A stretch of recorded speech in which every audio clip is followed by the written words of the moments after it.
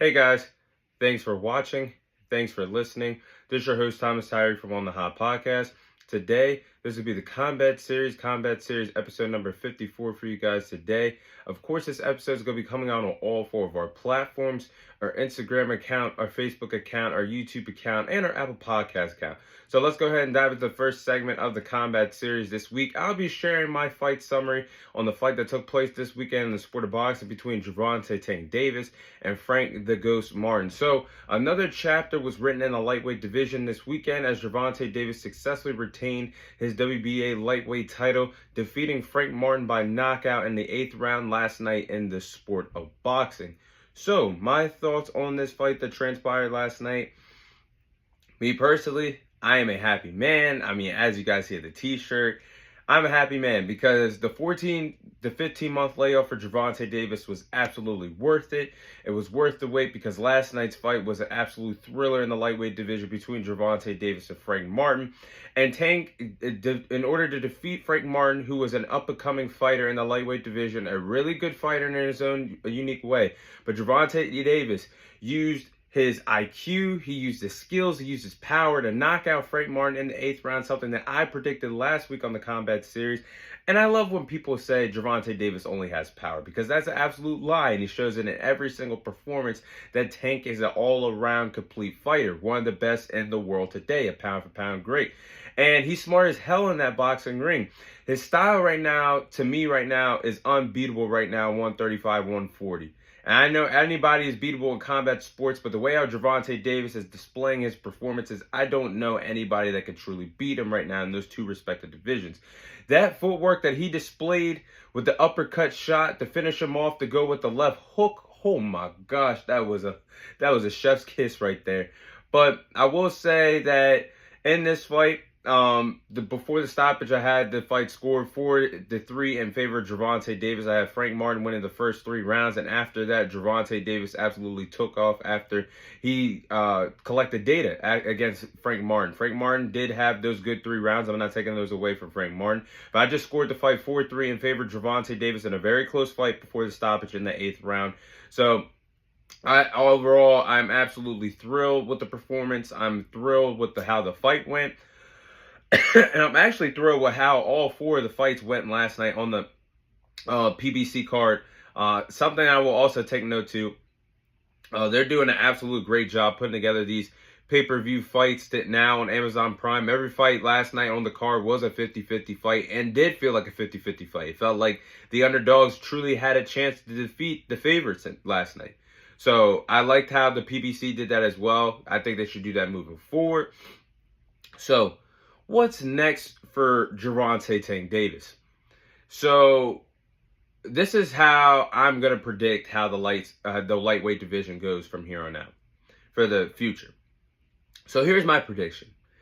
I believe that for the next big fight that we see in the lightweight division, you'll see by the end of the year, you will see Gervonta Davis take on Vasily Lomachenko, a dream fight that we should have got a while ago. But I feel like we're going to get that by the end of 2024. Bob Arum and Al Heyman have been working behind the scenes. If Gervonta Davis was successful against Frank Martin, which he was, he would fight Lomachenko in a title unification fight later on this year. So I think that's going to happen. And I have another bold prediction. I feel like Shakur Stevenson is going to sign with Floyd Mayweather after his top-ranked contract expires this summer. And I feel like Shakur Stevenson is going to sign with Floyd because Shakur wants to be a big-time star in the sport of boxing. Floyd Mayweather would absolutely treat Shakur Stevenson like pure gold and treat him like a star. Because right now, you can see, obviously, the feud going on between Gervonta Davis and Floyd Mayweather, as he's just released the entire Tank and Haney sparring session from years ago. He released the entire 20-minute clip. So that tells me Floyd wants to see Gervonta Davis lose more than ever. You have Shakur Stevenson sign with Floyd.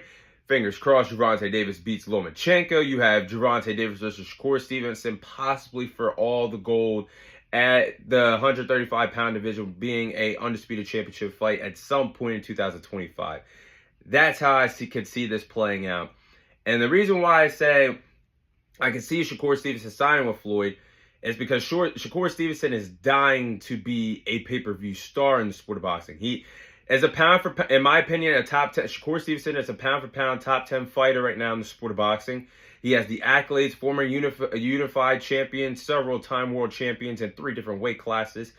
Shakur Stevenson has it all. The only thing that he doesn't have is the knockout power to make fans tune in, to make casuals tune in, to put asses in seats and sell out arenas. That's the only thing Shakur Stevenson does not have to him. So that's why I see Shakur Stevenson signing with Floyd, because he's seen what Floyd helped the trajectory build of Tank Davis. Now, Tank Davis did it himself, in my opinion. Floyd can't fight for you in that ring. He can promote you, but he can't fight for you.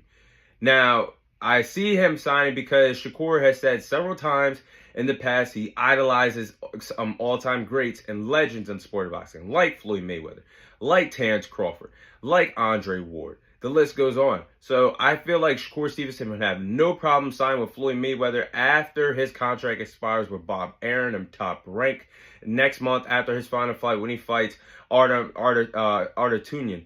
So that's my bold prediction for that, how things could play out in the next year or so in the lightweight division. So what's next for Frank Martin? So I really believe that Frank Martin really has nothing to be upset about in his performance last night against Gervonta Davis. In my opinion, he fought pretty good.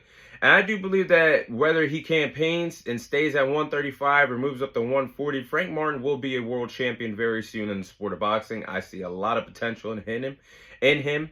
And I think he is going to be a really good fighter. I give Frank Martin a lot of credit in the world for how he performed last night against Gervonta Davis. Fought well, landed a lot of clean shots. Like I said, he controlled the pace of the fight early on in that fight last night against Gervonta Davis. Landed a good amount of jabs and controlled the fight.